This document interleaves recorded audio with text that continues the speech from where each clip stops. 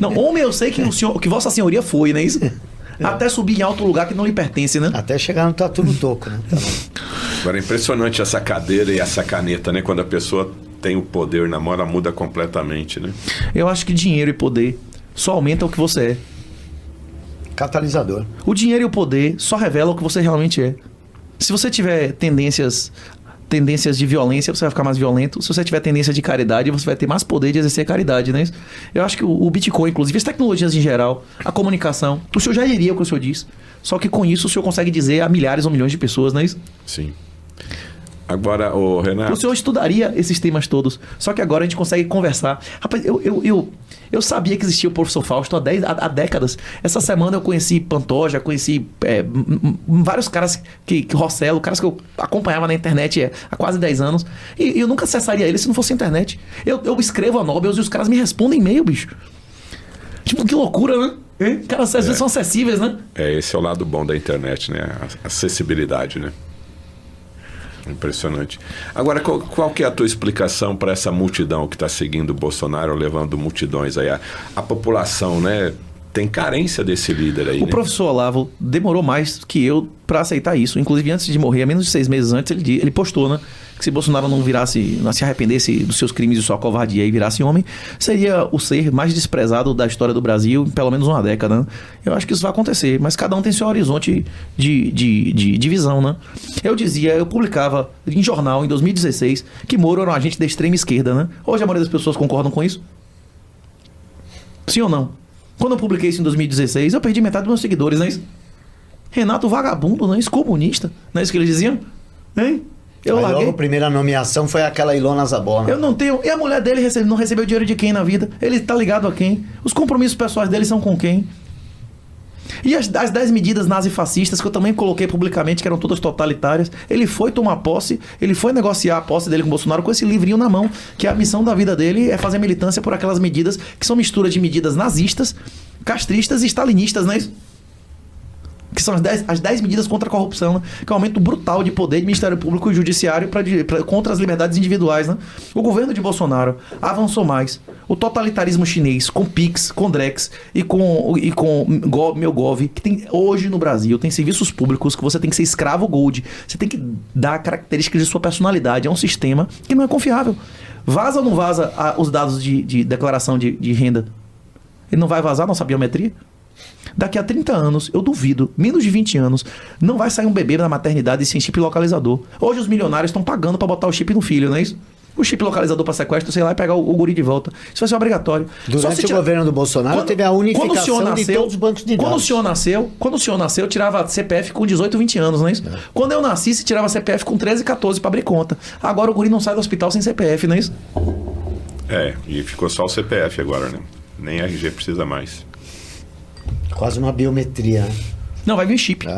Vai ser implantado o chip no guri. Como está expressamente previsto lá na marca do Apocalipse, né? Agora, Renato, você acha que o Bitcoin vai ficar um pouco mais popular? Porque tem uma certa complexidade disso aí. Você fala que Bitcoin vai abrir aí os horizontes, mas você precisa ter dinheiro, né, para comprar Bitcoin. Você a maioria das pessoas vai para o céu ou para o inferno? A maioria das pessoas vai para o céu, para o inferno. Olhando hoje, acho que vai mais para o inferno, né? Olhando o que Jesus disse, o casamento de meu pai, a casa do meu pai é como o casamento do filho do rei, não tem isso? Por que como o casamento do filho do rei? Porque muitos foram chamados e poucos atenderam. E mesmo dentre aqueles que atenderam, muitos não usavam as vestes adequadas e vão ser jogados para o choro e ranger de dentes, né? A maioria nem quer. Você pôs o QR Code aí da carteira Latin? Vamos pôr, tá? Estamos gravando aqui e a gente vai editar esse material para recebermos os satoshis, né? É isso. A maioria vai ser como o Igor, que vai dizer que é uma merda o Portugal ter sido fundado diretamente por Jesus para levar a mensagem de Jesus a povos que nem sequer nunca ouviram falar disso. Relata essa história profética aí, porque você falou ontem no programa do Flow, mas para quem está nos assistindo, relata essa passagem histórica aí. O juramento de Ourim, que é a fundação de Portugal. Portugal, o primeiro estado nacional da Europa, no século XII. O Dom Afonso Henriques afirma que recebeu uma ordem de Jesus em sonho que fundasse um reino que levaria Jesus a povos que ele sequer conhecia. E eles fizeram isso 500, 600, 700 anos depois disso. Por que Dom Sebastião foi morreu a Batalha dos Três Reis, né? Alcácer Quibir, né? Porque ele confiava no juramento de Ourim. Por que eles fizeram tudo o que eles fizeram? Fernando de Magalhães não voltou, ele morreu nas Filipinas em nome de Jesus, não é isso? 93% de quem saiu com o Fernando de Magalhães morreu. Você acha que as pessoas fazem uma viagem com 93% de chance de morte por dinheiro? Hein? Pois é. Não, chegaram, a primeira coisa que fizeram foi uma missa. Pedro Álvares Cabral, se você for no Alentejo, tem lá, que inclusive quando ele voltou, nunca mais ele fez nada na vida, que ele se tornou um inválido. E Pero Vaz de Caminha, que era um cara mais instruído, eles saíram daqui contra a corrente pra Índia pra lutar contra os muçulmanos, não é isso? E morreu em combate. E nunca mais voltou e morreu em combate. E quem vai pra um negócio desse por dinheiro, bicho? Hein? Eu tenho um livro que eu ganhei de um amigo que tem as cartas dos jesuítas. Né? Basta ver essas cartas que essa história de que era por dinheiro acaba. Você vê que eles estavam ali, a própria carta do Pero Vaz de Caminha já fala, ó, encontramos uma população aqui para ser convertida. Vou dizer uma coisa que vai incomodar muito o pessoal da Terra plana. O senhor sabe que no hemisfério norte se vê estrela polar, não é isso? Se você for 50 quilômetros, você vê o Cruzeiro do Sul. Imagine o que Vasco da Gama viu quando pela primeira vez um português atravessou o hemisfério pro sul e exatamente no sul ele viu uma cruz. Você acha que ele considerou isso um sinal? Impactante, né? Com certeza. A bandeira de Portugal e Espanha são flâmulas de vitória de nossa guerra de 890 anos contra o muçulmano. A colonização da América na cabeça deles era a continuidade da reconquista. A reconquista do mundo e não apenas do que foi tomado, não é isso? A última ordem de Jesus. Então a gente está vivendo uma guerra do bem contra o mal, né? Sempre. A história da humanidade é essa. Cada dia que a gente acorda, o livre-arbítrio ele não é infinito. Na economia se diz, né, que você tem opções infinitas. Você escolhe uma e renunciou às outras. Mas espiritualmente, na verdade, a cada minuto a gente só tem duas opções. Obedecer ou se rebelar. Seja feita a minha vontade ou a vossa vontade. Não existe em cima do muro, né?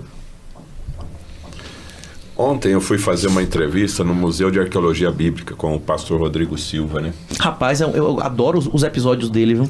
Rapaz, é extraordinário, mas ele ainda tem muitos cacoetes esquerdistas, viu? Rapaz, dizer que... Ele diz constantemente, inclusive, que a Segunda Guerra Mundial foi uma guerra eminentemente europeia, né? Rapaz, imagine... Rapaz, ele tinha que ter uma conversa com o pessoal que viveu a guerra na China, no Oriente, no Japão. Rapaz, no Japão e na China, meu irmão, uma mortandade sem limite, armas químicas sendo usadas, meu irmão. Hein? Indonésia, Filipinas. A Filipina foi invadida pelos japoneses, depois o americano para retomar, matando os filipinos como se fosse barata, não é isso? Não, tanto em brutalidade, quanto em corpos, como em tudo. O que o alemão fez não é nada em relação ao que o japonês fez em campo de concentração e tudo mais, né? Hein? Teve campo de concentração nos Estados Unidos também, teve, né? Inclusive japoneses foram colocados. A história tem isso no Karate Kid. Eu fui em campo de concentração Teve campo de concentração no Brasil também, instituído em lei. Eu digo isso constantemente, que as únicas pessoas, os únicos grupos étnicos que foram prejudicados legalmente no Brasil foram os alemães, japoneses, italianos durante a Segunda Guerra Mundial. Só que existia um fundamento legal para isso. Tinha lei, tinha guerra. Houve senhores de escravos negros e houve escravos brancos, né? Aí eu tava conversando ontem é isso. Primeiro, os tribunais de julgamento étnicos são militantes, são inválidos. Se fosse um critério objetivo, fenotípico, de aspecto, já seria uma coisa injusta.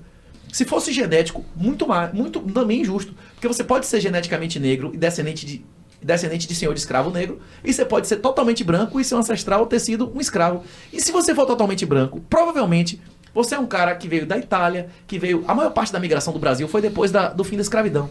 Eu não tenho nenhum ancestral meu que sequer tivesse pisado nesse país. O que eu tenho a ver com isso? Eu tenho que perder minha vaga na universidade por uma coisa que eu não estava nem aqui, que eu não me beneficiei em absolutamente nada? E a maior parte da população brasileira, a maior parte do gene pool, da genética, a maior parte dos brasileiros descendem das pessoas que vieram depois da escravidão. Nós não temos nada a ver com isso. Responsabilização depende de nexo causal, não é isso? Então eu não tenho nada a ver com isso, como é que me responsabilizar, não é isso? Sem contar que se os cotistas merecessem, eles não precisariam. E se eles precisam é porque eles não merecem, não é isso? Polibra, o mais puro suco de Brasil.